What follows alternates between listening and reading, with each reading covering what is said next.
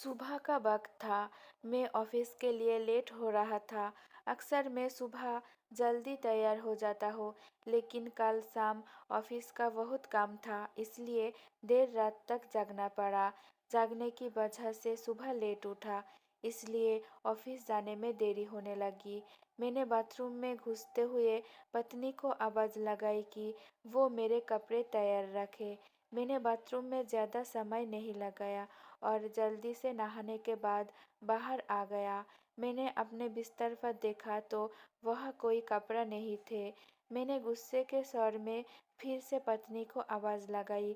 शायद वो किचन में थी, मेरे लिए खाना तैयार कर रही होगी, इसलिए उसको मेरी आवाज़ नहीं सुनाई पड़ी, या फिर कुकर की उतनी तेज सीटी में मेरी आवाज़ दब गई होगी। इस बार मैंने गुस्से के साथ और तेज आवाज़ लगाई, लेकिन किचन से बड़ा प्यार से रिप्लाई आया, आई। मेरा गुस्सा अपने चरम पर था।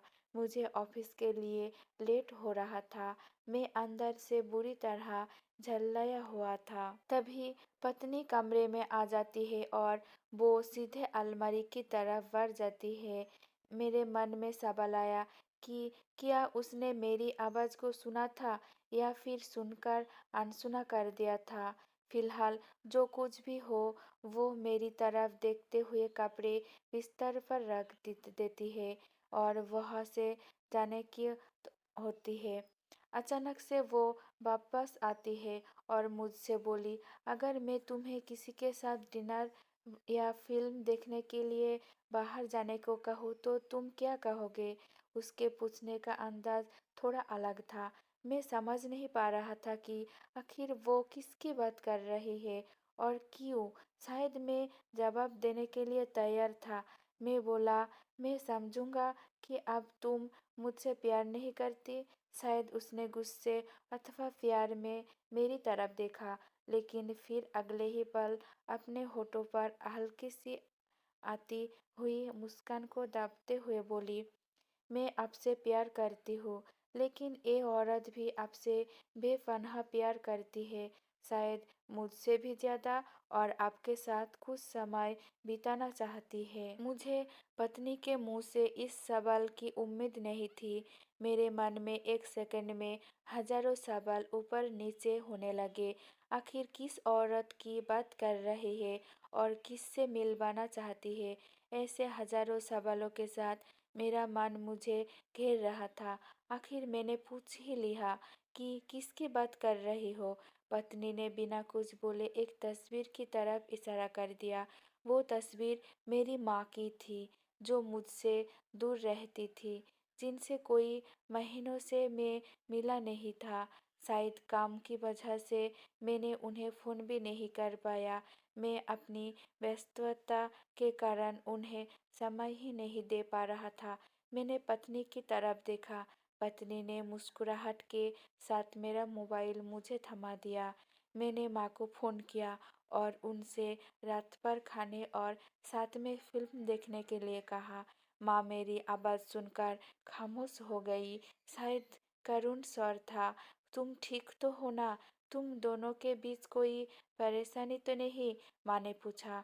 उनके लिए मेरा एकाएक समय तरह फ़ोन करना शायद किसी परेशानी का संकेत था। नहीं, कोई परेशानी नहीं, बस मैंने सोचा था कि आपके साथ बाहर जाना एक सुखद एहसास होगा।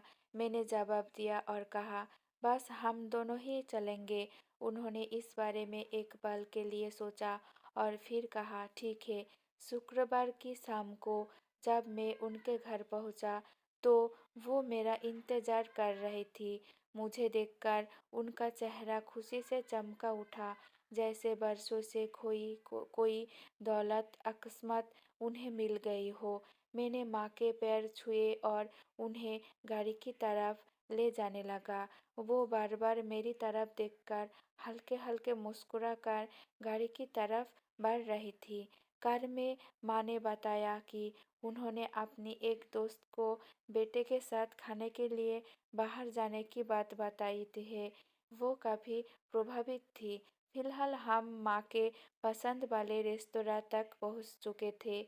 जो कि दिखने में अब भी अच्छा और आरामदायक था। अंदर जाकर हम दोनों एक बैठ गए। मैंने पास रखे मेनू को उठाया और पढ़ने लगा। एकाएक मेरी निगाह माँ पर पड़ी। वो अभी भी मुझे देख रही थी, लेकिन इस बार वो मुस्कान गायब थी।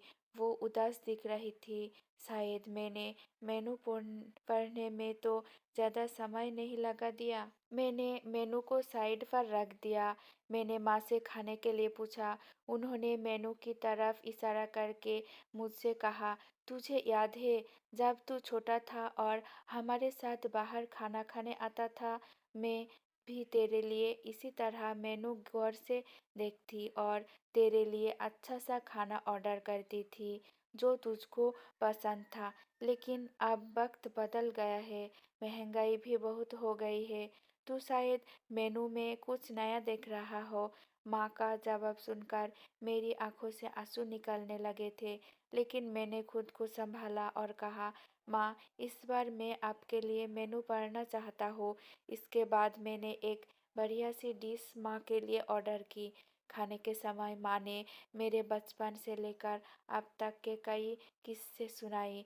मुझे ऐसा लग रहा था मानो मैं वापस बचपन में आ गया हूँ। मुझे उस समय इतनी खुशी हो रही थी मानो सारी कायनात उसके आगे फीकी है। बातों ही बातों में समय का पता ही नहीं चला। मैं माँ के साथ थोड़ा और वक्त बिताना चाहता था, लेकिन अंधेरा हो चुका था और माँ को उनके घर छोड़ मुझे वापस अपने घर भी जाना था। इन शब्दों का मतलब बाद में समझ आया, लेकिन फिलहाल मैं माँ को लेकर उनके घर पहुँच गया। अब वक्त था माँ से विदाई लेने का।